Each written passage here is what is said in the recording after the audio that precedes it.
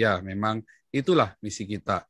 Iya, di sini ada rekan wartawan Pak Dinarsa, silakan Pak Dinarsa. Iya Pak, Ya, selamat sore Pak. haleluya. Ya, selamat Kebetulan sore. saya di Jerman juga ini Pak. Wah, luar biasa nih. Saya dengar-dengar Bapak di Berlin ya.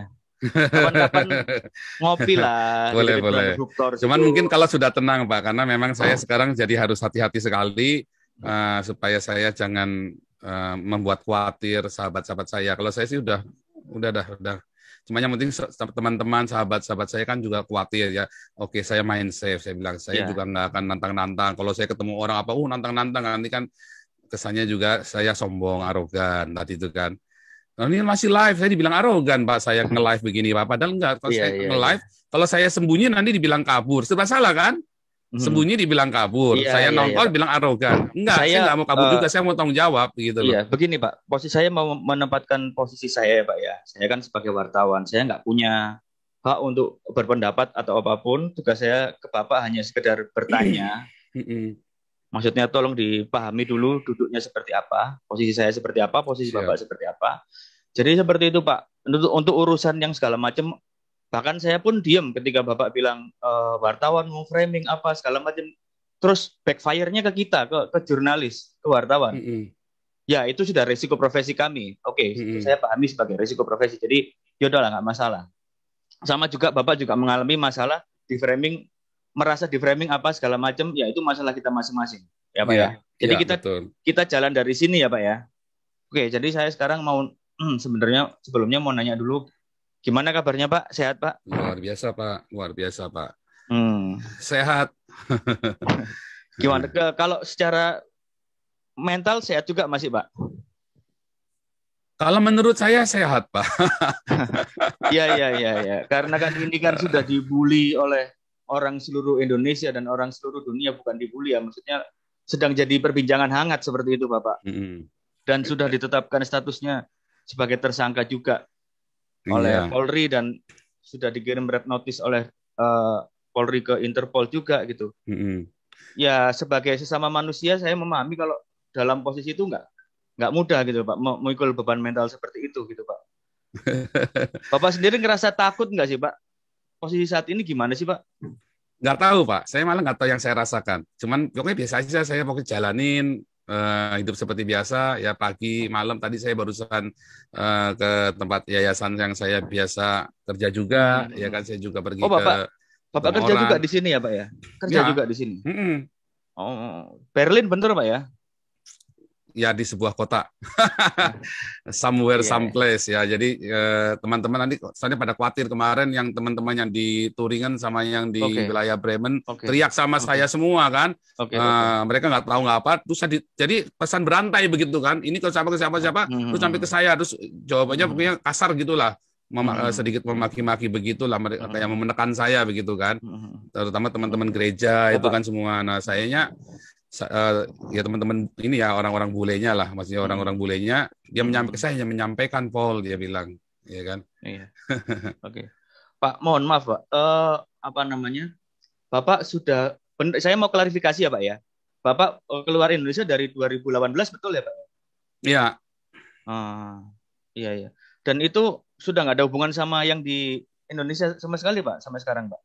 Dalam arti apa hubungan itu? Kontak Iya. atau orang nggak Uh, ada. Saya udah nggak pernah kontak saudara-saudara uh, saya, keluarga saya di Indonesia karena mm, mm, mm. sebetulnya sejak 2000 saya ini dulu ya saya ini kan mulai memberitakan Injil ini kan mulai aktif dalam pemberitaan Injil secara terang-terangan, saya nginjilin orang, baptis orang itu kan sejak 2015 2014 akhir itu ya, 2014 akhir itu saya mulai aktif agresif memberitakan Injil, saya baptis rekan-rekan dari kebanyakan Muslim ya, 99% Muslim. Nah, saya baptis, terus saya samperin juga, itu AWF itu saya samperin, ya kan, si Yudi Mulyana saya samperin, dulu siapa itu, yang barusan in memoriam itu, Ali Makrus, itu saya samperin. Nah, memang sejak itu saya mulai memisahkan diri dari keluarga. Saya kasih pengertian baik-baik. Yang saya lakukan ini beresiko dengan teman-teman mayoritas. Jadi dengan keluarga saya pribadi. Jadi waktu itu jangan saya mulai ganti nomor apa segala macam, jadi mereka nggak bisa hubungi saya lagi. Pak, apa namanya, dengan adanya kejadian ini, apakah Bapak sudah, artinya, mohon maaf ya Pak ya, ada beberapa pendapat nanti yang kalau pertanyaan yang saya nggak mau jawab, saya akan bilang nggak bisa jawab, begitu iya, ya. Oke, itu silakan. hak Bapak, itu hak Bapak. Ya. Nah, jadi gini, dengan apa yang terjadi saat ini, apakah Bapak memahami, apakah ini mungkin dalam frame mindset Bapak ini adalah sebuah risiko perjuangan seperti itu, atau Bapak nggak nyangka akan ada reaksi seperti ini, Pak? Ya, memang ini kan risiko apa yang kita yakini, Pak. Yang kita yakin sesuatu, kita menyampaikan sesuatu, karena kan setelah saya tahu, saya percaya, buat saya ini adalah, saya kan punya masa lalu yang tidak baik, Pak. Semua orang sudah tahu lah, saya tidak baik, ya kan. Saya pernah. Saya menjadi seorang hamba Tuhan, menjadi seorang pastor ini dari tahun 99. Saya punya masalah ini. Saya sering cerita kok, saya punya masalah yang tidak baik. Dan ini buat saya adalah sebuah ya udah, ini cara saya untuk mungkin yang harus saya tempuh begitu loh, untuk ya semoga saya masih berguna, ya kan, untuk bagi manusia, bagi umat manusia. Oke Pak. Terus berarti Bapak ini di sini ada pekerjaan, terus apa segala macam. Apakah pekerjaannya itu berkaitan dengan Injil tadi yang seperti Bapak bilang itu, Pak? Ya, sangat berkaitan. Saya di sini sudah baptis ratusan orang imigran dari ini ya, dari apa namanya, dari Timur Tengah itu ya. Saya sudah baptis banyak orang-orang ini. Iya, kalau di sini banyak dari Turki. Non-government organization ya, jadi. NGO ya Pak ya. Pakai nama Joseph Paul atau pakai nama yang Cindy Paul? Joseph Paul Sang, Pak. Oh. Iya. Ini saya konfirmasi lagi ya Pak ya. Mohon maaf ya Pak. Ini yang Cindy Paul Suryo Mulyono ini benar ya Pak? Itu nama saya dulu, Pak.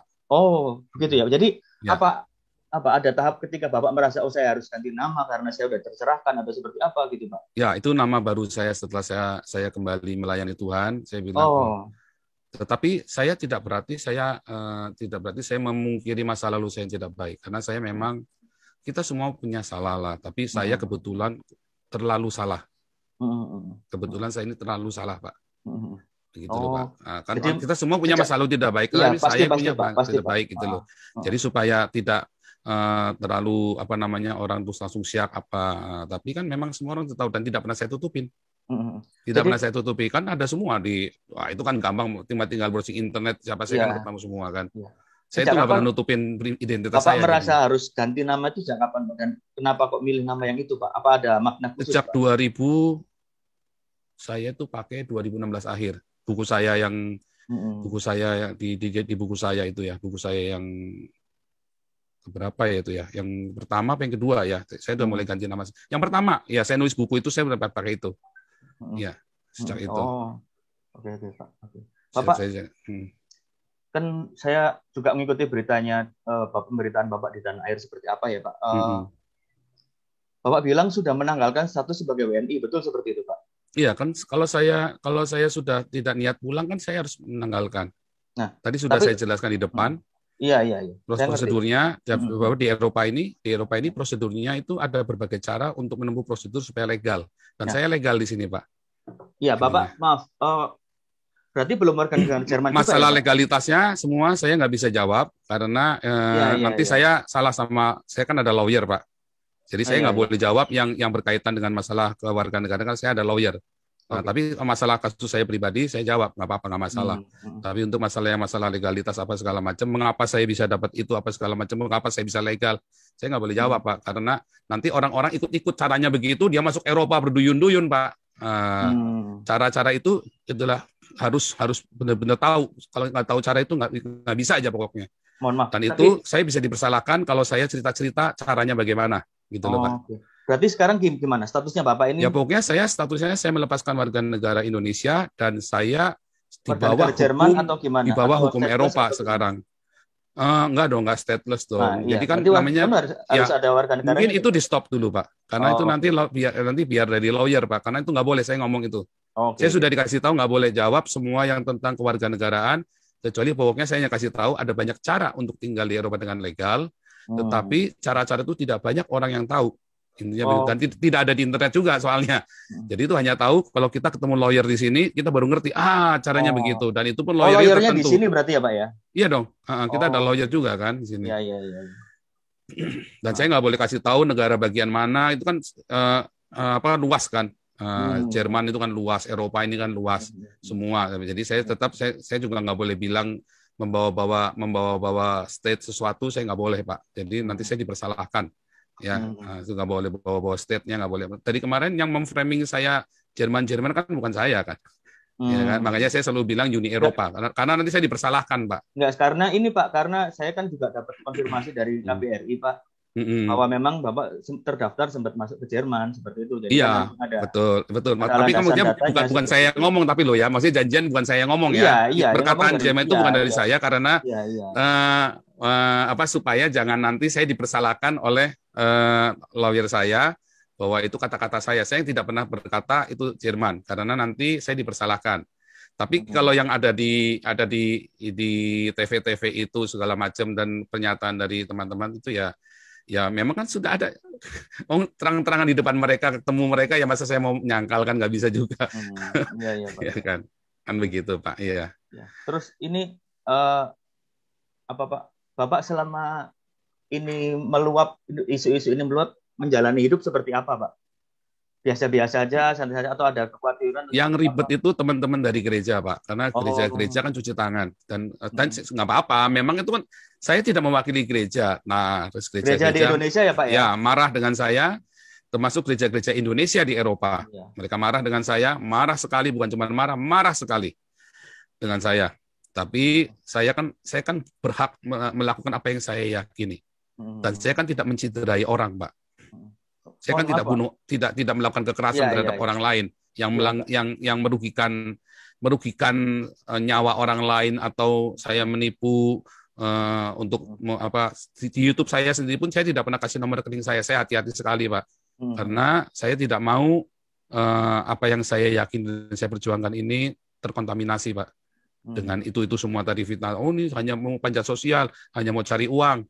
Enggak, jadi jangan dikatakan saya mau nipu, enggak ya. Saya tidak ada saya minta uang sama orang sekalipun pernah saya kasih rekening itu buat nyumbang orang, dan orangnya juga ada, yayasannya juga ada, semua ada ke sana, enggak ada 1 rupiah pun masuk ke rekening saya minta Pak. Oke. Gitu Pak. Pak, terus apa berarti Bapak ini kondisinya sekarang ya moga-moga bisa ada titik terang ya Pak ya dari Bapak sendiri. Menurut Bapak seperti itu ya Pak ya? Saya berharap begini Pak. Nah, tadi ini pertanyaan yang saya suka dengan Jawa Pos tadi dulu ya, terus terang aja ya. Kenapa saya tadi juga dari kemarin saya bilang, kenapa cuma Jawa Pos yang menghubungi saya? Kalian semua kurang ajar wartawan, cuma Jawa Pos doang yang menghubungi saya. Saya bilang begitu kan. Harusnya kan nanya saya dong, yang berimbang dong. Kenapa kamu melakukan begitu? Ya kan? Nah, apa yang kamu ingin terang? Ya saya ingin terang. Ingin seperti apa Pak? Ini saya yakin ini tim saya di Indonesia juga sekarang lagi lagi memantau juga. Nah, makanya ini saya kasih kesempatan buat Bapak, apa yang mau diomongin dengan kondisi seperti ini. Ya sebetulnya kan gini. Jadi apa sih tujuan saya? Kan harusnya tanya begitu dong. Orang-orang nanya tujuannya apa ya dia ya. Tapi kan orang nebak-nebak semua. Tujuannya ini pasti agen ini, pasti ada itu. Mentang-mentang dia dari sana. Enggak dong, bukan mentang-mentang dong. Saya sudah begini dari tahun 2015. Saya sudah memberitakan Injil, dan saya mulai sadar. Ya kan, mulai banyak dibukakan, mulai berani. 2017 saya sudah mulai, orang-orang sudah mulai ancam saya juga. 2017, Amil Al-Qadri, Mualaf Center, semua sudah mau bunuh saya. Ya kan, sudah ancam-ancam saya, dan saya masih tetap melakukan aktivitas saya, apa yang saya yakini. Nah, sekarang saya ada di Eropa, Pak, di bawah kebebasan berbicara yang dilindungi oleh undang-undang Eropa. Iya, saya paham, Pak. Saya senang sekali, saya langsung teriak sekeras-kerasnya apa yang ada di hati saya yang dari kecil. Saya dari kecil, Pak. Saya dikeroyok, Pak. Saya dikeroyok sama orang-orang kampung itu. Cina kau! Wah, dihajar, Pak, saya, Pak. Wah, ayah saya selalu bilang apa? Jangan dilawan ya. Nanti kita semua ribut. Jangan dilawan ya. Tapi apakah saya benci? Enggak. Dulu saya berkelahi, Pak. Saya lawan, saya diem-diem, Pak. Ribut, Pak. Rumah saya disantri satu kampung, Pak, datangin rumah saya, Pak.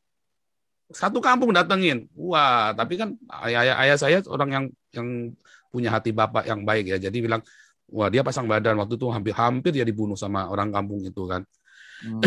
SMP saya sama Pak. Saya Itu masuk sekolah negeri. itu meninggalkan bekas. Oh enggak, saya hanya cerita. Saya cerita, bekas enggak. Waktu SMP juga sama. Nah, tapi waktu SMP saya lebih banyak diapa? Saya diem. Cina kau. Nah, sekali waktu saya nggak sabar, dikeroyok Pak saya, kembali dikeroyok lagi. Tapi nggak apa-apa. SMP kelas 3 saya sadar, saya terima Tuhan Yesus, saya lahir baru. Terus saya mulai ngerti, mereka begitu karena mereka punya kemarahan juga. Wah, benar juga. Jadi saya yang harus injili mereka. Saya injili mereka, beberapa saya bawa ke Tuhan Yesus, Pak. Ya, saya cek. Dan jadi di anggota persekutuan kami, persekutuan pelajar dulu. Kita ada persekutuan pelajar yang cukup ini ya, dari 7 orang, jadi 12 orang, jadi 50 orang, jadi 300 orang, terakhir jadi 500 orang. Yang senang juga gereja-gereja juga yang marah-marahin saya nginjil itu kan. Saya dulu penginjilan di jalan dari SMP, Pak. Di jalan maksudnya seperti teman-teman. Door to door. Di jalan saya teriak-teriak, bertobatlah di terminal bis, Pak. Saya gitu, teriak, Pak? Iya, masuk. Wah, mau digamparin orang tuh, Pak. Cuma kan dulu saya masih lugu, nggak ngerti gimana cara menginjil kan. Saya teriak, saya bagi traktat di jalan-jalan di terminal, saya bagi bawa makanan, bawa macam-macam lah yang kita bisa lah. Kita urunan anak-anak pelajar ini. Sampai orang tuanya keberatan, wah saya sampai dimusuhin segala macam sama gereja, Pak, sama gereja. Sama gereja yang musuhin. Nah, tapi akhirnya komunitas kami jadi 500 orang, dan 500 orang ini yang kemudian masuk ke gereja-gereja itu. Nah, ya, jadi gereja yang senang kan akhirnya kan? Nah, kan gereja juga yang senang akhirnya, walaupun dia marah-marah ngomel-ngomelin saya setengah mati. Senangnya di mananya, Pak? Ya kan jemaatnya tambah banyak. Oh, iya. Jemaatnya tambah banyak, itu aja kan. Tapi kan saya nggak urusan mau sampai senang, yang penting mereka datang kepada Tuhan Yesus. Itu urusan gerejanya. Kalau dia mau cari duit, ya urusan dia sama Tuhan. Kalau dia benar-benar mau mengembalakan jemaatnya dengan baik, itu urusan dia sama Tuhan. Saya kan nggak boleh menghakimi. Cuman intinya mereka yang dulu ngomel-ngomelin saya senang juga, akhirnya juga kan. Nah, nerima limpahannya saya kan, limpahan jemaat itu kan. Saya sendiri kan tidak mendirikan jemaat apapun, ya kan. Nah, terus apakah itu membekas? Enggak, saya suka cita sekali, Pak. Saya orang-orang yang dulu musuhin saya, ada yang beberapa yang saya baptis tuh, Pak, yang dulu berkelahi sama saya segala macam. Apakah itu membekas? Ya, enggak dong, enggak membekas. Cuman masalahnya begini, Pak. Saya baru tahu korbannya nggak cuma saya. Saya pikir saya gara-gara saya dulu bukan orang kaya kan. Saya kan orang miskin dulu kan. Sekarang udah kaya berarti, Pak, ya? Ya bukan, maksudnya kan gini. Saya kaya di dalam Tuhan Yesus. Artinya yang setiap saya butuh Tuhan sediakan. Saya memang hari ini nggak punya tabungan yang luar biasa ya. Tapi setiap kali saya butuh, saya doa sama Tuhan Yesus.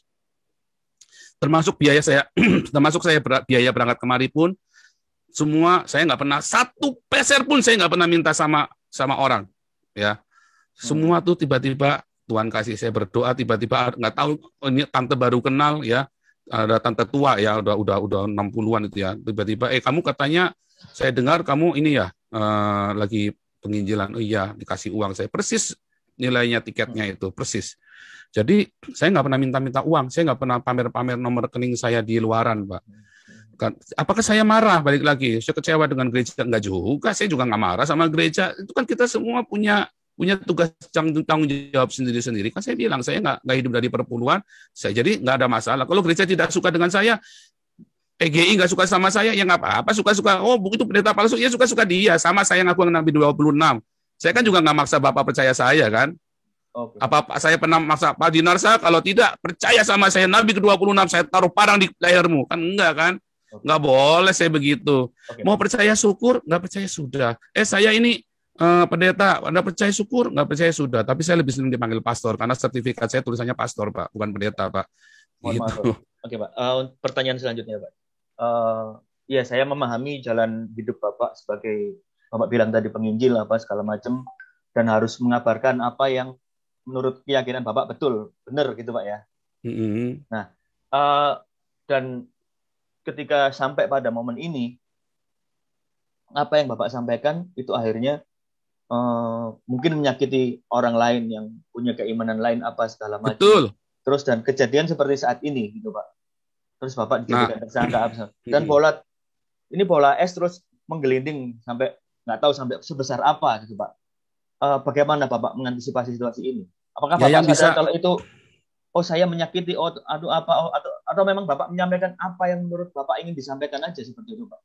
Yang Oh, saya sudah pikirkan, Pak. Yang bisa stop ya wartawan, Pak. Yang bisa menstop bola saljunya hanya wartawan. Kan wartawan yang memviralkan, kan? Nah, contoh ya, ini contoh.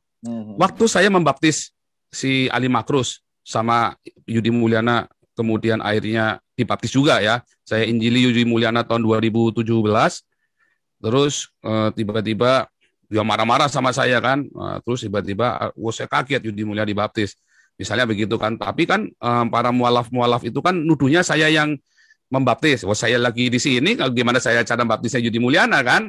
Ya tapi intinya saya bersyukur.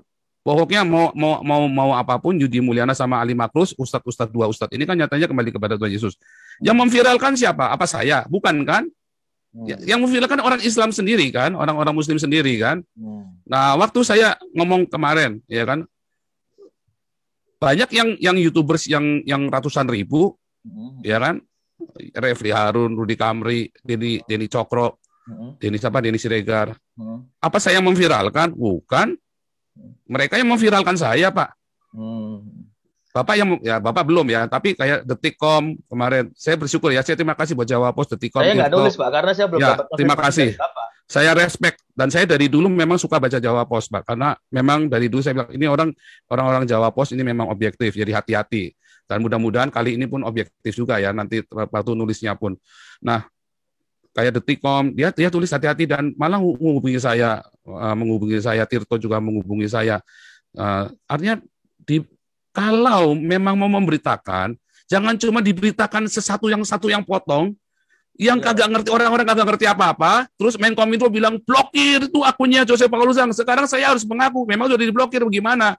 Bagaimana orang mau tahu kebenaran dong akunnya diblokir sama kalian? Kalian cuma potong sepotong, saya bilang Nabi ke-26 bla bla bla. Ya kan? Terus yang lainnya ada apa di sebelum dan sesudahnya? Yang bikin ulah siapa yang motong itu? Wartawan. Bukan Jawa Pos ya. Bukan Jawa Pos. Bukan. Saya udah paham kok, Pak. Nah, itulah masalahnya, Pak. Jadi yang bisa menghentikan bola salju ini hanya wartawan. Karena bolanya kan ada di wartawan kemarin kan, bukan di saya. Tapi Bapak merasa nggak, kalau dari Bapak sendiri ya, ini tanpa keterlibatan dari pihak luar, wartawan atau segala macam. Kalau ini keluar akan menyakiti pihak lain, merasa nggak ada sedikit? Kenapa harus sakit hati, Pak? Dengan yang saya ucapkan. Pertanyaannya, mengapa harus sakit hati? Siapa yang sakit hati? Menteri Agama kah? Berarti Menteri Agama kadar keimanannya kurang sekali. Wah, cetek banget kalau Gus Yakut itu bilang sakit hati. Kalau Ketua MUI bilang sakit hati, wah kalian tuh cetek banget iman kalian itu. Tuhan Yesus disakiti, dihina, nggak pernah sakit hati. Haleluya, itulah Tuhan yang saya sembah, Pak. Nggak pernah dia menyakiti. Wah, tapi kan nggak menyakiti. Oh, Tuhan Yesus bilang terkutuklah orang Farisi. Ya kan? Paulus bilang, hei ular beludak. Oh, dia tunjuk, Pak. Yohanes Pembaptis, dia tunjuk mukanya Herodes. Ditunjuk, Pak. Kita itu boleh menyuarakan yang kita nggak benar. Yang kita nggak boleh adalah kita bunuh orang, atau kita bacok orang, atau kita ancam orang. Yang kita nggak boleh, Pak. Di dalam kekristenan yang saya pelajari, ajaran yang jalan Tuhan yang saya pelajari, kita boleh mengkritik. Roma 13 ayat 1, kita nggak boleh kita memberontak sama pemerintah. Ajak demo yuk, pemerintah di demo. Nggak boleh, Pak. Menghasut itu nggak boleh. Tetapi ketika saya melakukan kritik sosial, itu boleh, Pak. Diizinkan di dalam Alkitab saya, Pak. Oke, Pak. Itu namanya suara kenabian. Nah, balik lagi. Pertanyaannya, loh kalau umat kan belum dewasa. Menteri mungkin nggak sakit hati, Ketua MUI nggak sakit hati, Ketua PBNU Robikun nggak sakit hati. Tapi kan umat, nah berarti kan kalian gagal mendidik umat kalian untuk dewasa. 70 tahun, lebih dari 70 tahun Indonesia merdeka. Oh, bukan merdeka, Indonesia tidak pernah merdeka. Indonesia itu didirikan tahun 1945. Jadi tidak pernah dijajah. Nah, saya ralat ya, Indonesia tidak pernah dijajah. Jadi Indonesia tahun 1945 berdiri. Sejak berdirinya Indonesia sampai hari ini lebih dari 70 tahun. Umat masih sakit hati urusannya agama. Waduh, orang lain sudah pada pergi ke bulan, ke Mars, kalian masih ngurusin sakit hati. Berarti ada yang salah pendidikan agama di Indonesia. Makanya Pancasila, saya kagum dengan Soekarno. Dia tidak bilang keagamaan, tapi ketuhanan. Karena Soekarno sudah melihat jauh ke depan apa yang akan terjadi bangsa ini. Musuh kamu itu orang kamu sendiri. Nah itu loh Pak yang saya sekarang ini saya suarakan. Oh, jadi emang saya cuma mengkritik Islam saja? Enggak loh Pak, saya mengkritik gereja habis-habisan loh Pak. Saya dicaci maki sama Gereja PGI pun bilang saya ini kan, orang nggak jelas kan. Jadi nggak cuma Bapak saja, nggak cuma nggak cuma Gus Yakut dan Ketua MUI saja, PGI pun bilang saya orang nggak jelas, Pak. Oke, Pak. Bapak kan Gitu, tadi bilang Pak. nggak mungkin mengajak untuk memberontak ke pemerintah dalam tanda kutip ya, Pak ya, ngajak demo apa segala macam. Nggak boleh. Dan sekarang sikapnya pemerintah adalah mentersangkakan Bapak. Ini sikap pemerintah loh, Pak, melalui Polri ya, Pak ya. Karena kan memang ada pasalnya di Indonesia, Ya, jadi Pak. nggak salah dong pemerintah. Boleh ya, Pak ya? Ya. Nah, ini kan sikap pemerintah melalui Polri mentersangkakan Bapak dengan pasal-pasal ya yang kita semua udah tahu seperti apa, penistaan dan segala macam. Terus ada yang menuntut Bapak untuk meminta maaf lah segala macam seperti itu. Sikap Bapak seperti apa, Pak? Apakah akan minta maaf terus akan menghubungi pemerintah atau seperti apa? Ini berkaitan dengan omongan Bapak tadi loh, Pak. Jawaban saya seperti Abdul Somad, Pak. Apakah saya harus meminta maaf untuk sebuah kebenaran yang saya yakini? Abdul Somad kan juga jawab yang sama, Pak. Pertanyaannya, kan harusnya tadi balik lagi. Pemerintah melakukan saya, itu kewajiban pemerintah, Pak. Itu kewajiban Polri untuk mengeluarkan menerima laporan undang-undang penistaan agama. Karena undang-undangnya kan ada penistaan agama. Dan omongan seperti saya kalau di Indonesia memang disebut menista. Sama seperti Yahya Waloni, Abdul Somad, Tengku Zulkarnain, Haikal Hasan, sama dengan Habib Rizik, sama dengan Stephen Indra Wibowo, Irina Handono, Hani Christian, sama Pak Moko Ginta almarhum, sama Pak yang saya omongkan, YouTubers lain banyak yang lebih ngeri dari saya, Pak. Mereka semua berkeliaran. Ya kan? Jadi undang-undang penistaan agama ini buat siapa? Buat kami minoritas atau buat kita semua? Kemarin Pak Jenderal Junius Tobing dia cerita kuliah kebangsaan, ya kan?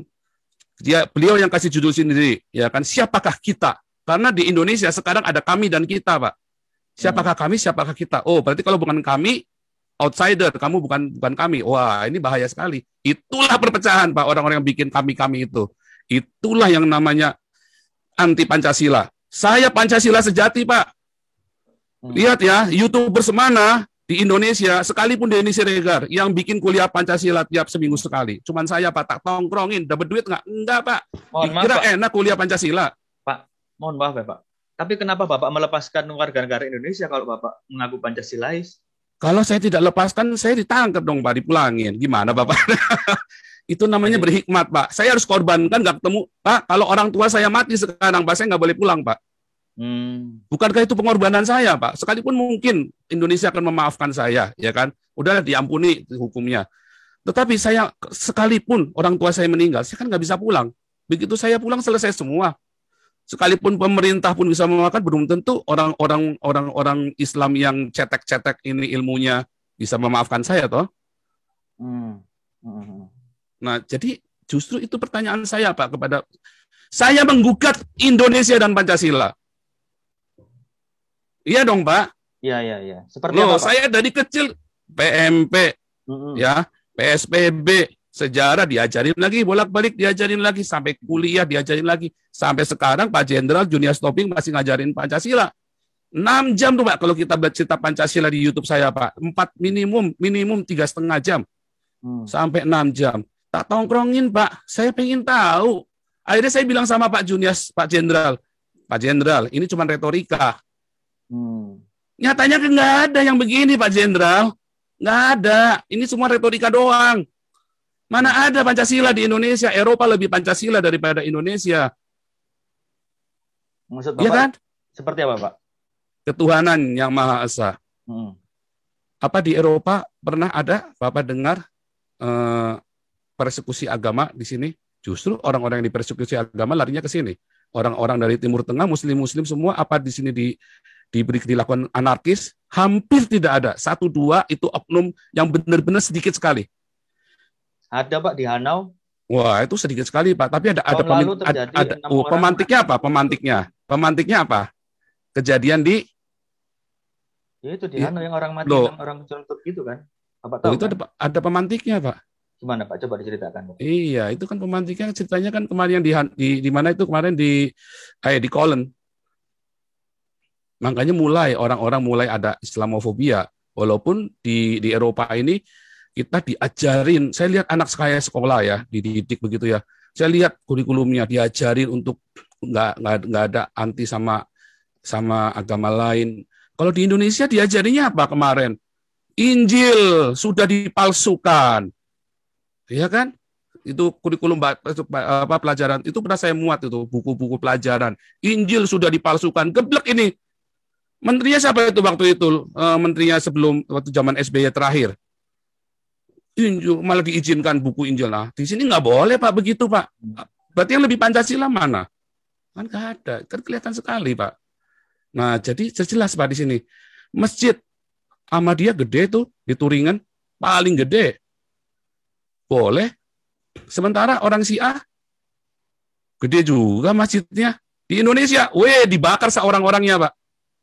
Oh, itu fakta, Pak. Jangan cerita enggak fakta tuh diusir karuan-karuan, Pak. Jadi lebih Pancasila mana? Lebih Pancasila Eropa, Pak, daripada Indonesia, Pak. Iya kan? Jadi kalau sekarang, kemanusiaan yang adil dan beradab, kemanusiaan yang adil dan beradab. Kita semua imigran, jangan tanya, Pak. Bapak tahu sendiri imigran. Saya kan pelayanan imigran. Bapak kan juga ada di Jerman. Ya kan, di Jerman juga paling banyak imigran, ada sekitar 11 juta itu. Sekarang saya nanya, imigran di Jerman sepatunya Nike semua, Adidas semua, Pak. Iya, betul, Pak. Coba manajer di Indonesia mau beli Nike ngeden, Pak. Manajer loh, Pak. Manajer bank, Pak, mau beli Nike ngeden, Pak. Aduh. Kalau itu nama ngeden, Pak. Dimanusiakan sekali, Pak, orang-orang ini, Pak. Dikasih rumah, dikasih pengobatan gratis, anaknya di sekolahin sampai kuliah gratis, Pak. Tahu, itu Pak, kan kemanusiaan yang adil dan beradab, Pak. Dimanusiakan, orang ini imigran hidup dari pajaknya orang Eropa. Ya kan? Persatuan. Wah, orang Eropa ini bersatu sekali, Pak. Waduh, mereka bangga sekali, Pak, dengan Eropa, Pak. Ya kan? Mereka boleh keliling dunia, tetapi mereka bersatu, Pak, di sini, Pak. Mereka ribut, Pak, debat di Senat tuh kemarin, kan? Tapi mereka bisa kumpul-kumpul, bisa akur-akur. Di sini ada banyak sekali orang-orang ada banyak sekali denominasi. Mereka ribut debat doktrin, Pak. Wah, sampai pecah gereja. Begitu kita sudah duduk bersama makan bareng, mereka makan bareng, Pak. Jadi sekarang apa? Dan seterusnya.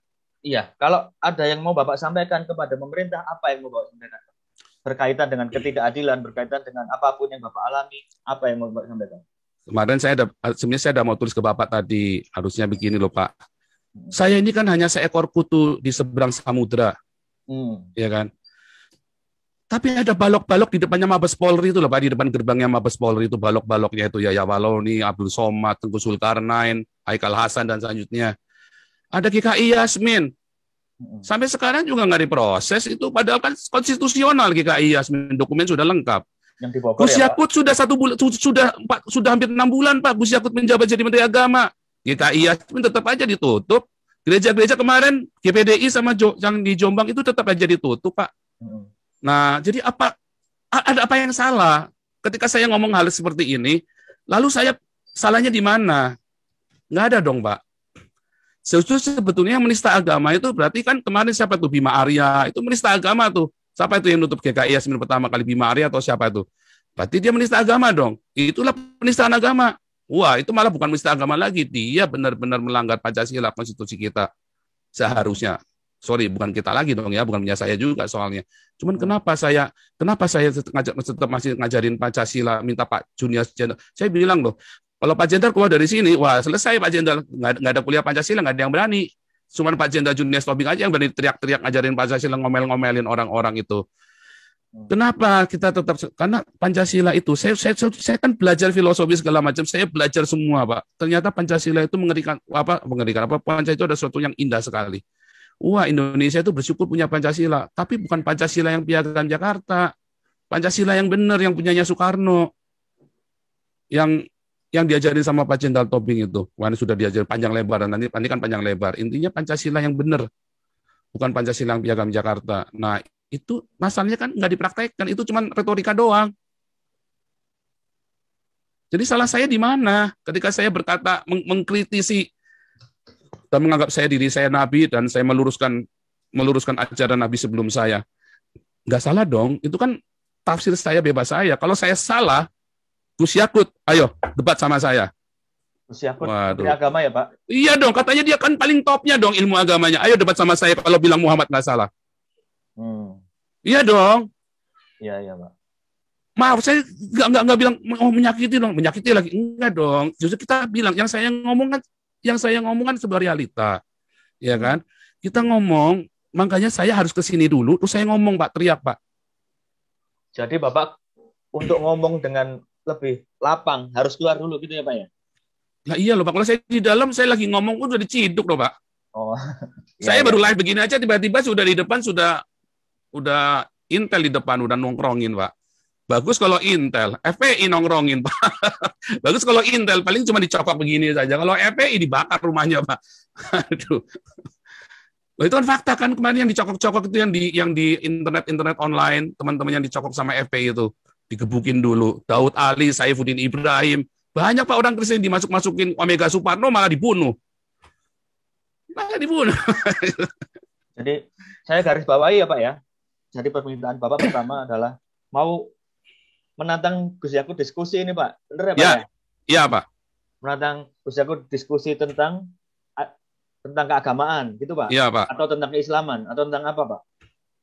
Kalau saya kan bukan Islam Pak. Kalau tentang keislaman saya salah dong Pak. Oh, Karena saya kan bukan Islam, kecuali saya pernah belajar di Stein. Tetapi kita cerita itu keagamaan dong yang universal. Enggak, soalnya ada orang juga yang bilang kenapa kok dia bukan Islam tapi kok ngaku Nabi ke-26 itu kan sudah masuk ranahnya Islam. Nah, betul. Nah, itu tadi pertanyaannya. Kan saya boleh-boleh saja mau ngaku Nabi 26, 27, 28, 29, suka-suka saya kan. Semua orang kan boleh ngaku jadi Nabi. Emang ada larangan dilarang menjadi Nabi? Kayaknya belum ada undang-undang dilarang menjadi Nabi di seluruh dunia deh, Pak. Tapi udah ada umatnya nggak, Pak? Kalau udah jadi Nabi, Pak? Ya, mudah-mudahan sudah ada, Pak. Mudah-mudahan sudah ada. Tapi saya nggak pernah maksa-maksa ini orang-orang buat ngakui saya loh. Suka-suka mereka mau ngakui saya apa enggak kan suka-suka mereka, Pak. Iya. Oke, Pak. Jadi itu ya, Pak ya. Pertama pengen diskusi sama Gus Yakut. Terus yang kedua nggak merasa apa ya. Kalau orang-orang bilang Bapak bersalah, Bapak merasa ya ini memang yang harus saya sampaikan. Seperti itu ya, Pak ya. Pak, jalan yang saya tempuh itu jalan yang menyakitkan, Pak. Saya sendiri pun ngeri-ngeri sedap, Pak. Saya tampilkan setiap live YouTube saya, ya banyak ya. Tadi aja saya nyanyi sendiri karena istri saya lagi pergi. Saya selalu menyampaikan kepada selalu membawa anak istri saya, Pak. Saya tampak muka anak istri saya semua ada. Ya, saya yakin keluarga istri saya juga teriak-teriak, Pak, kalau dia tahu, ya kan. Saya nggak tahu mereka tahu apa enggak. Tapi kalau tahu mereka pasti juga akan ngeri-ngeri sedap. Karena memang kita udah bilang waktu kita mau berangkat, kita lost contact, jangan di kontak. Tapi kita pasti kalau ada sesuatu yang membahayakan kalian, kita akan kasih tahu. Yang sampai hari memang kita belum ada berusaha untuk ini ya, saya belum ada berusaha mengontak keluarga saya ya, saya belum ada dan belum ada niatan karena menurut saya pemerintah Jokowi ini kan relatif ya lebih baik ya. Saya bukan pendukung Jokowi ya, sorry ya, saya tidak lagi komit, tapi memang pada kenyataannya kan lebih aman walaupun gereja-gereja lebih banyak ditutup di zaman Jokowi, ya kan? Itu kan fakta kan, gereja ditutup di zaman Jokowi lebih banyak Pak, 200 gereja bayangin. Merasa di prank gitu Pak, apa gimana Pak? Maksudnya di frame dalam arti apanya? Merasa di prank gitu Pak, kok tambah ketika zaman Presiden Jokowi? Bukan, karena begini, tadinya orang-orang berpikir mungkin wah di prank nih teman-teman sesama aktivis kan. Tapi saya ngelihat lagi, terus ada kuliah kebangsaan dengan Pak Jenderal Junior Tobin juga. Oh itu bukan prank itu. Terakhir kemarin ya, lihat ada kota-kota syariah semua, terus tiba-tiba ada pasar syariah. Terus ada pasar muamalat dan segala macam. Oh, itu bukan prank itu. Oh, itu ngeri itu. Itu tandanya ya Jokowi bikin kebijakan diboikot di daerah, termasuk GKI Yasmin. Oh, saya bukan jemaat GKI Yasmin dan tidak ada satupun jemaat GKI Yasmin yang saya kenal ya. Saya hanya berdasarkan saya jalan, saya ngelihat, saya lakukan seperti ini. Jadi Jokowi itu bukan ngeprank kita, tetapi dia diboikot di bawah. Dan itu fakta. Kalau zaman Soeharto nggak bisa. Boikot di bawah diciduk semua tuh yang di bawah-bawah ini bisa diboikot sama Bima Arya coba kan kelewatan kan. Kita toleransi, tidak ada undang-undang penistaan agama. Nyatanya saya masih dilaporkan penistaan agama sama politisi PSI yang katanya nasionalis. Kenapa dia nggak ngelaporin Yahya Waloni, si Husin Shihab itu? Kan kamu masuk jebakan Batman saya kan? Kenapa kamu nggak ngelaporin Yahya Waloni sama Abdul Somad dan CS-mu itu semua? Ketahuan si Husin Alwi Shihab ini adalah kadrun yang menyusup kepada nasionalis. Ketahuan. Sekarang topeng-topengnya kadrun semua kebuka semua. Ya kan? Siapa-siapa yang kadrun kelihatan semua. Nah, Pak, Anda masuk jebakan saya.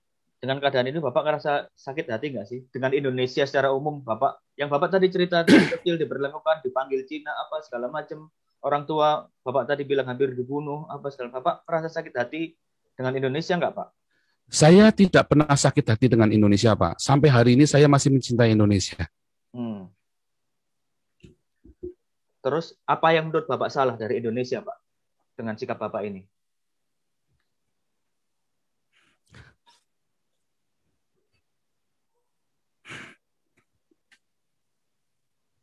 Pasti ada yang salah dong, Pak, dalam pemikiran Bapak. Kenapa Bapak harus merasa saya harus melakukan perjuangan, kan pasti harus ada sesuatu yang diperjuangkan kan, Pak.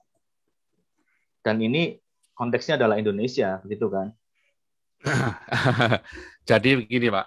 Wah, kalau saya cerita Indonesia, memang saya selalu ini ya, apa namanya? Jadi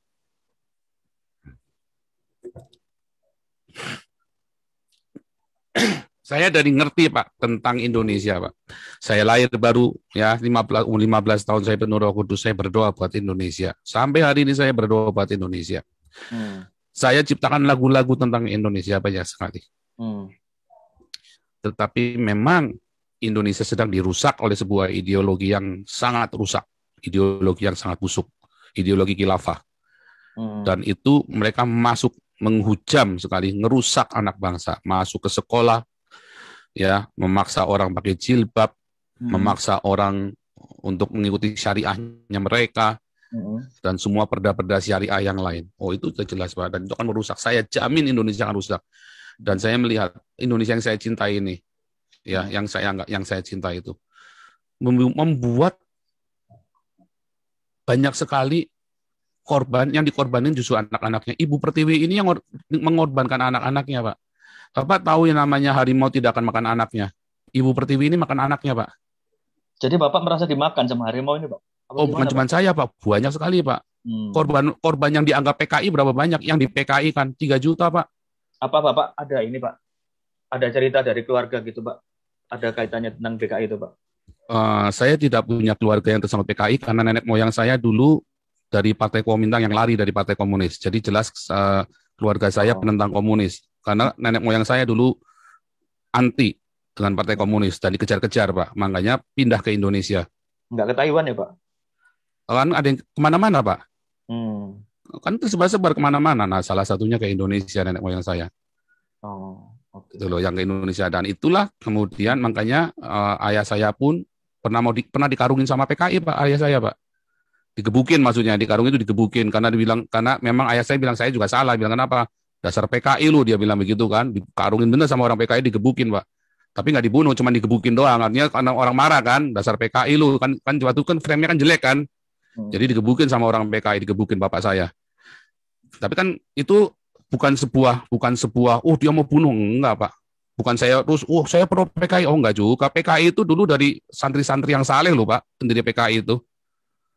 Ya, itu rahasia umum, bukan rahasia lagi lah. Pendiri-pendiri PKI itu adalah santri-santri yang saleh. Ya, itu kan berasal dari syariat Islam, Pak. Ya, syariat Islam merah. Syariat Islam merah itu, Pak. Itu sudah ada di pelajaran sejarah kalau. Iya, tapi kan masalahnya kan nggak diakuin sama banyakan orang. PKI lu, PKI kan kalian sendiri kan. Dari kalian sendiri. Tapi kan kita sekarang mau sama-sama cerita Pancasila, Pak. Anggaplah saya ini nabinya Pancasila. Saya menganggap diri saya nabinya Pancasila sekarang.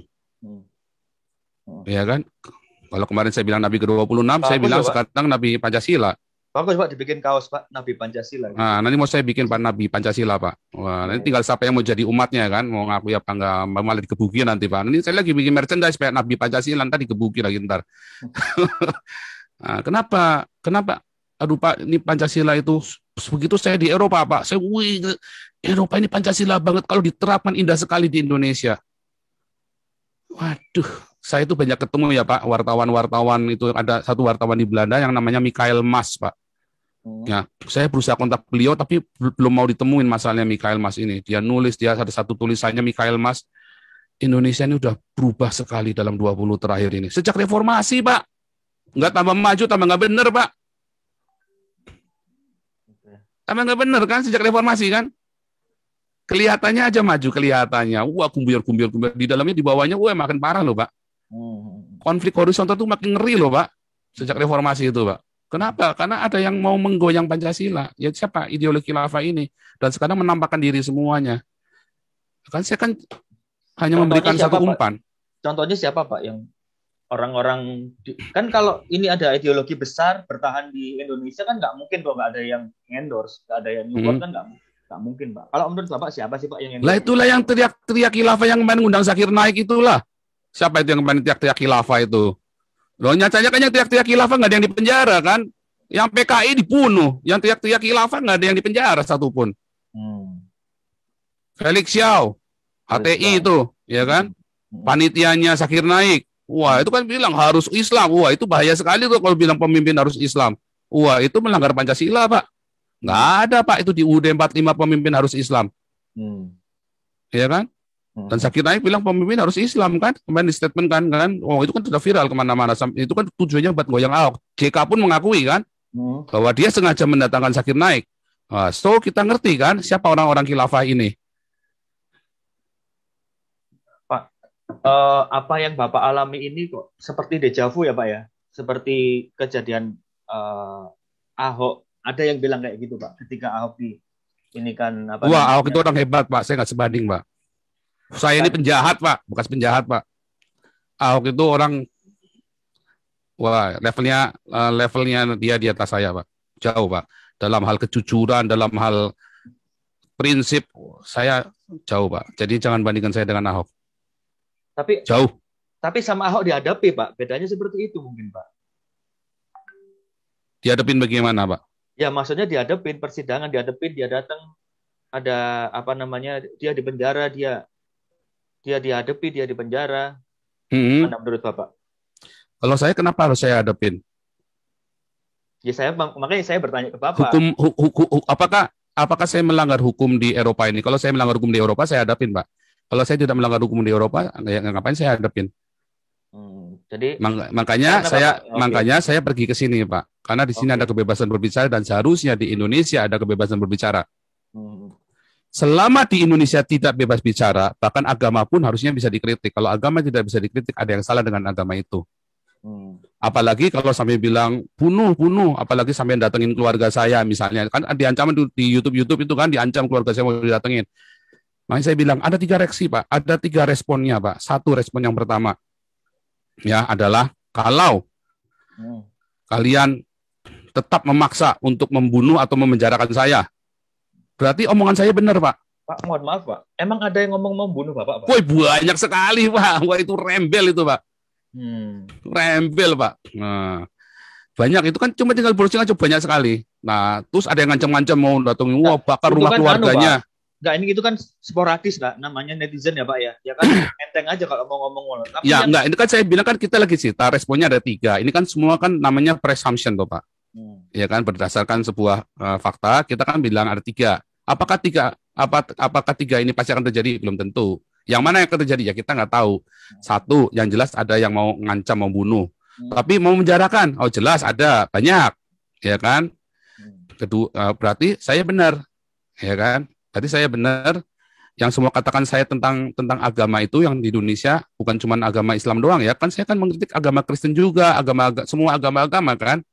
Ya. Nah, berarti saya benar bahwa agama itu tidak mendatangkan kebaikan, tapi mendatangkan kejahatan. Ya kan?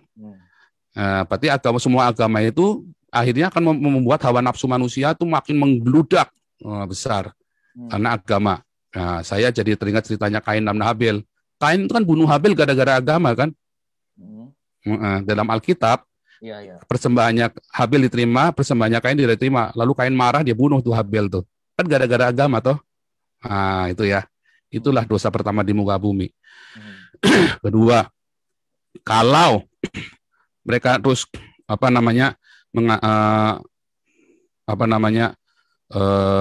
mengancam keluarga saya, ya, dan bahkan melakukannya, bukan cuma mengancam, melakukannya, ancaman Pak. Kalau di Eropa udah termasuk teror loh, Pak. Emang sudah ada Pak ancaman itu Pak? Wih, Keluarga. banyak sekali Pak. Ancaman teror itu banyak sekali Pak di YouTube itu, dan keluarga saya kan baca Pak. Pasti baca. Itu kan viralnya pagi siang sore Pak. Pagi siang sore itu kan wartawan-wartawan itu kasih di TV, ya kan. Nah, berarti yang mereka sembah itu adalah iblis Pak. Bagaimana mungkin Tuhan ngajarin untuk melakukan pencitraan dan ancaman teror-teror itu? Ya kan? Bagaimana mungkin? Nggak mungkin Tuhan ngajarin begitu. Kalau Tuhan yang benar ya. Kalau Tuhan saya nggak ngajarin begitu, Pak. Nah, teror-teror, bunuh apa? Wah, tapi kan itu rakyat. Nah, berarti ulamanya salah ngajarin. Berarti gagal. Negara Indonesia berdiri sudah lebih dari 70 tahun. Ulamanya gagal untuk mendidik umatnya, Pak. Yang ketiga, kalau kemudian pemerintah Indonesia dan para ulama dan rakyat Indonesia kemudian, oh iya ya, ada yang salah nih antara saya atau si Joseph Paul Sang, maka si ini mereka melakukan introspeksi. Oke, si Joseph Paul Sang biar introspeksi, kami juga introspeksi. Itu kan terjadi di Eropa. Paus dihujat, Yesus ditelanjangin sama si Charlie Hebdo. Apakah terus demo, wah, bunuh sekarang juga, bunuh si Charlie sekarang juga? Nggak ada. Kalau di Indonesia langsung bunuh si Ahok sekarang juga, bunuh si Paul sekarang juga. Beda kan? Oh, beda banget. Nah, itulah Pancasila di Eropa. Nah, kalau itu Indonesia sudah mencapai kedewasaan itu, yang saya ngomong ini cuma buat Banyolan doang, Pak. Cuma buat Banyolan doang yang saya ngomong, Pak. Cuma buat, wah, orang akan ketawa. Bukan mentertawakan Tuhan loh, Pak. Tapi mentertawakan dirinya sendiri, ternyata ilmu saya belum nyampe ya. Oke, Pak. Yang saya ajarkan hari ini ya ke teman-teman, semoga Bapak mengutipnya dengan benar di dalam nama Yesus. Saya minta Pak diberi hikmat kepada Pak di Narsa supaya diberi hikmat buat nulisnya dan Tuhan tuntun. Pak, keluarga gimana Pak, keluarga Pak? Kan katanya ya. Bapak nggak ngontak ya Pak ya, tapi mereka tahu ya Pak ya? Saya yakin mereka tahu pagi siang malam kok Pak. Tapi saya tutup Pak, saya tutup komunikasi supaya jangan disangkut-sangkutkan juga, supaya juga mereka juga, makanya saya nge-live Pak tiap hari supaya mereka tahu kondisinya saya Pak. Makanya kan waktu nge-live saya ngasih kabar. Mereka pasti tahu YouTube saya Pak, mereka pasti tahu saya viral sekali. Jadi Pak. Jadi ini belakangan salah satu cara buat Bapak ngasih kabar ke keluarga ya Pak? Iya. Mungkin saya masih baik-baik aja gitu ya Pak ya? Iya, dan saya juga meminta maaf kepada keluarga saya kalau saya membuat Anda khawatir dan takut. Tapi saya berdoa dan saya sungguh-sungguh puasa buat masalah ini. Saya puasa. Bapak, ini kan YouTube hampir setiap hari nge-live ya Pak ya?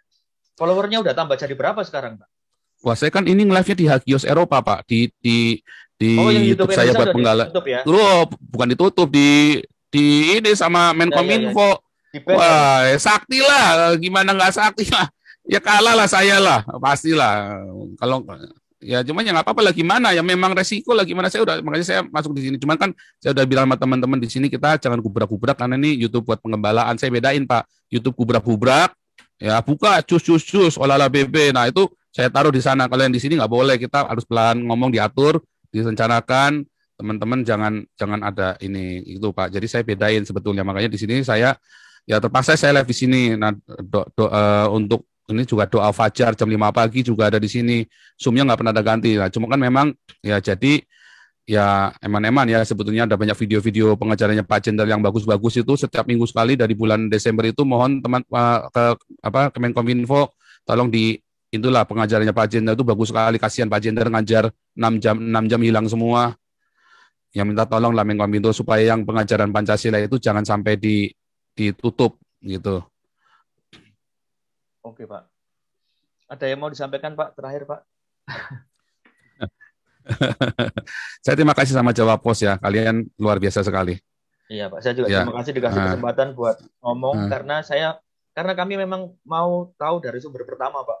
Karena ini saya udah berusaha untuk ngontak Bapak dan ya dapat kesempatan ini saya. Ya karena saya di spam Pak, email saya di spam, makanya email Bapak baru kejawab itu kurang setelah 2 hari kalau nggak salah ya Pak ya. Atau 1 hari atau 2 hari telat itu saya jawabnya itu, karena di spam Pak banyak sekali Pak. Oke. Nah itu sebenarnya yang rugi siapa? Ini kan semua orang jadi rugi. Nah cuman pesan saya itu Pak, saya bukannya nggak berpikir bahwa ini akan banyak menyakiti orang lain. Tetapi kadang-kadang rasa sakit itu adalah obat buat menyembuhkan luka, Pak. Jadi Bapak sekarang ini kayak semacam nyuntik vaksin gitu, Pak. Disuntik dulu kan sakit baru nanti sembuh gitu, Pak.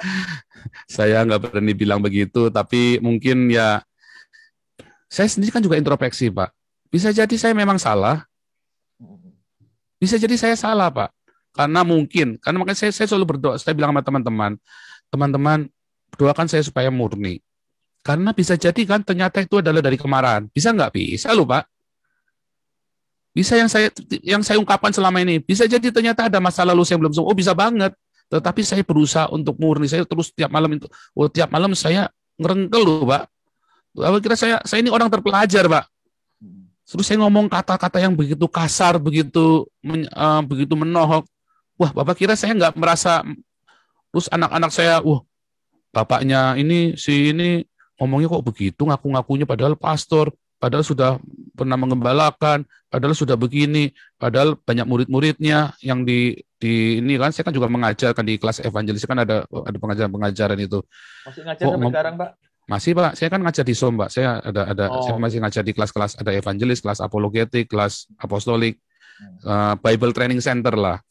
Saya lagi merintis STT di sini. Semacam STT gitu. Cuman ini kan ribet lah pokoknya.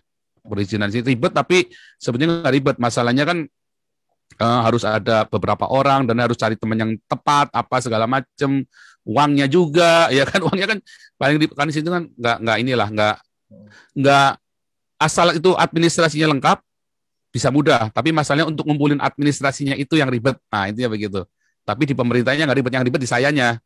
Nah, karena kan uang juga harus siap, modal kamu berapa lah, bingung modalnya berapa, nggak punya, kan mesti nggak boleh nggak jelas. Kalau di Indonesia kan bisa bikin modal ditahan, modal di apa, terus yayasan juga bisa pura-pura asetnya berapa. Kalau di sini kan nggak boleh begitu, Pak, bisa masuk penjara kalau di sini.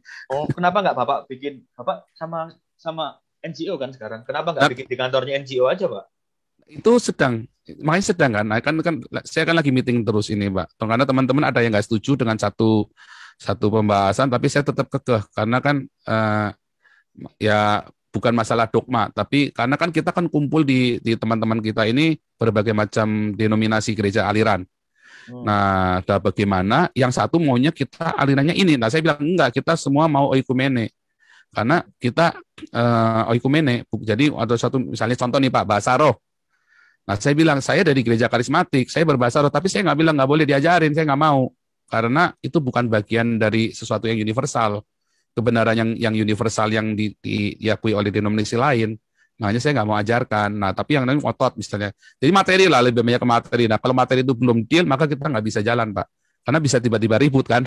Bisa tiba-tiba nggak deal, kita udah jalan, tiba-tiba nggak deal, ribut lagi. Kita mesti bubarkan yayasannya lagi.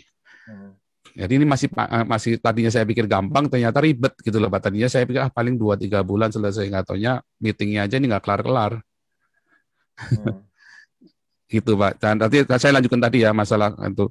Jadi saya bukannya tidak memungkinkan bahwa mungkin saya memang salah. Tetapi sampai dengan detik ini saya harus melakukan ini. Saya merasa saya harus melakukan ini. Walaupun hati saya ketar-ketir, walaupun hati saya miris. Selama berapa bulan? Coba lihat. Begitu tiba-tiba saya berubah kan. Kenapa tiba-tiba berubah? Karena harus makin keras. Kalau saya bicara bisik-bisik, apa didengar sampai seviral ini, Pak? Coba PGI ngomong, ayo mengasihi, ayo toleransi. Apa pernah didengar nggak? Nggak pernah tahu didengar kan? Toleransi, bukan tambah toleransi, tambah bacok-bacokan kan? Kalau saya kan jelas, cuder, langsung viral. Lalu kan ditanya, mengapa? Lalu saya jawab.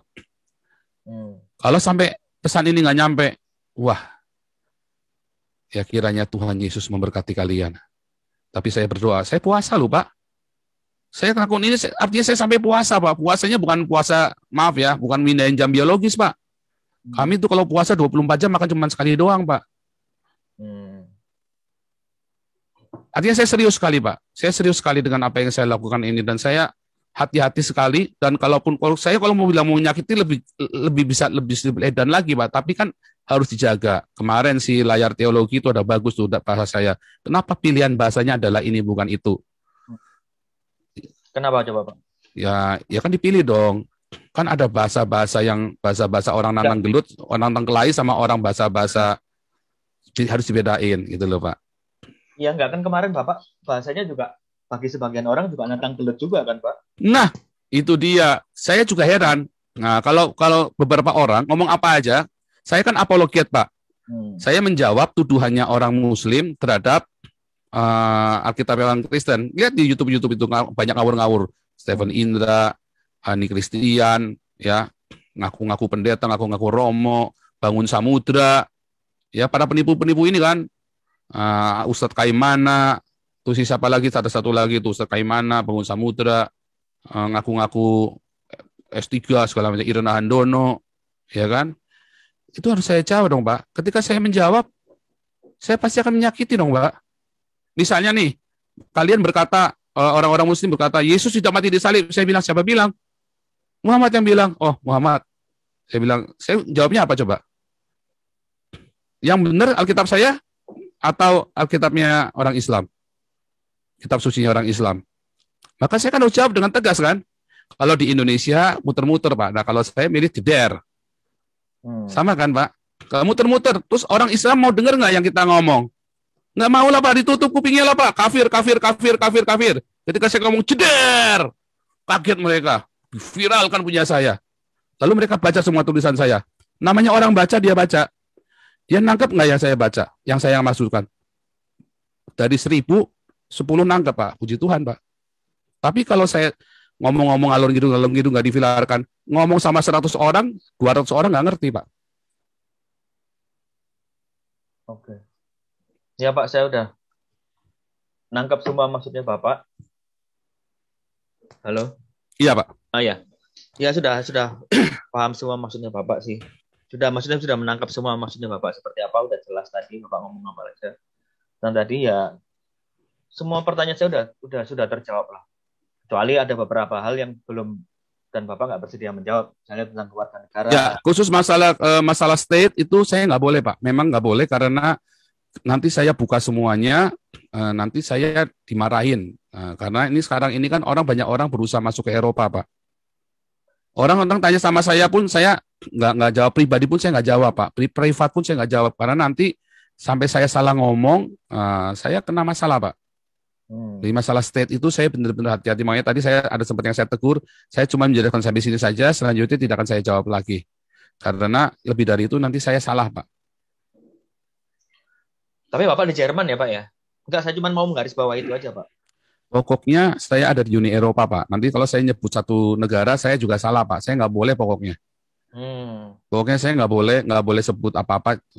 Nanti menjadi masalah. Lawyer saya juga sudah wanti-wanti sama saya. Oke. Oke, kalau gitu Pak, terima kasih banyak. Ini saya sudah di host. Bapak nanti kalau sudah reda kita kapan-kapan ketemu Pak. Kita ngopi bareng nanti Pak. Baik Pak. Ya ini kan mengonfirmasi juga kalau Bapak ternyata tinggal dekat sama saya.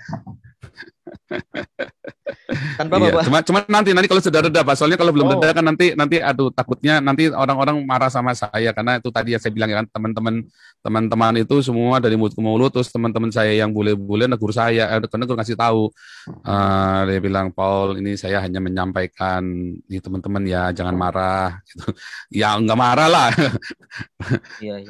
Ya kan bisa di Alexanderplatz atau di Tiergarten Pak, enak. Iya bisa. Bisa. Iya, oke Pak, kalau gitu Pak. Terima kasih banyak buat waktunya Pak. Nanti kalau ada saya pertanyaan lagi, saya langsung email aja Pak ya, gitu ya Pak. Iya Pak. Kalau nggak keberatan, saya boleh minta kontaknya yang lebih gampang gitu Pak. Boleh Pak, nanti saya kasih nomor WhatsApp saya Pak. Oke, siap. Terima kasih banyak Pak buat waktunya. Terima kasih sekali Pak Dinasa. Nah, kalau saya kasih nomor WhatsApp jangan disebar-sebarkan ke teman-teman wartawan lain Pak. Atau kepada pemerintah juga jangan Pak. Jadi maksudnya nanti semua saya ngaku siapa. Nah, kalau jelas. Jadi orangnya harus direct ke saya kasih. Kalau enggak nanti saya kasih siapa ya? Karena udah terlalu gila Pak. Itu nomor saya udah dikemana-manain. Saya sampai nggak bisa seleksi lagi Pak. Oke. Baik Pak. Ya. Ya oke. Yang lainnya kayaknya udah. Oke Pak. Kita biasanya kalau live sampai malam Pak, sampai subuh Pak. Iya ini. Iya, iya. Ini baterainya. Tapi nggak apa-apa. Ya, terima kasih sekali buat Jawa Pos Pak Dinarsa. Luar biasa sekali teman-teman. Luar biasa sekali. Terima kasih buat bantuan Jawa Pos ya untuk menyampaikan aspirasi saya. Oke, Pak. Ya. Pak, terima kasih banyak, Pak. Semoga wartawan yang lain meneladani apa yang dilakukan oleh Pak Dinarsa Jawa Pos ini. Ya, terima kasih banyak, Pak, buat waktunya. Selamat sore. Selamat sore. Ya, bisa. Ya. Terima kasih banyak, Pak. Terima kasih, Pak. Luar biasa sekali, Tuhan Yesus memberkati Pak Dinarsa. Oke.